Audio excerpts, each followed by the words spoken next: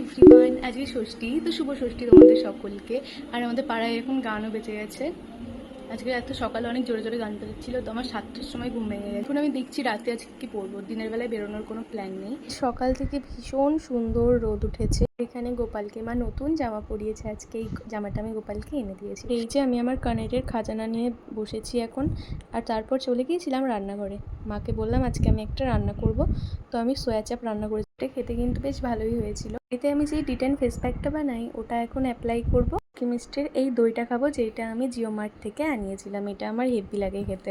এই যে ষষ্ঠীর স্পেশাল লাঞ্চ করে নিলাম, তারপর মেহেন্দি পরলাম। আগে ষষ্ঠীর দিন মেহেন্দি পরতাম, তো আজও মন হলো ঘরে মেহেন্দি ছিল তো পরিনি। সন্ধ্যেবেলায় এখন রেডি হয়ে গেছি আর যাচ্ছি ঠাকুর দেখতে। তোমাদেরকে আমার আউটফিটটা দেখাচ্ছি। যে জ্যাম লেগেছিল, আমি তো ভাবছিলাম যে আজকে আর যেতেই পারবো না, তো জ্যামটা অনেকক্ষণ পর কাটলো। আর তারপর আমরা বেশ কয়েকটা ঠাকুর দেখলাম। এটা হলো আজকে আমার ওটিডি।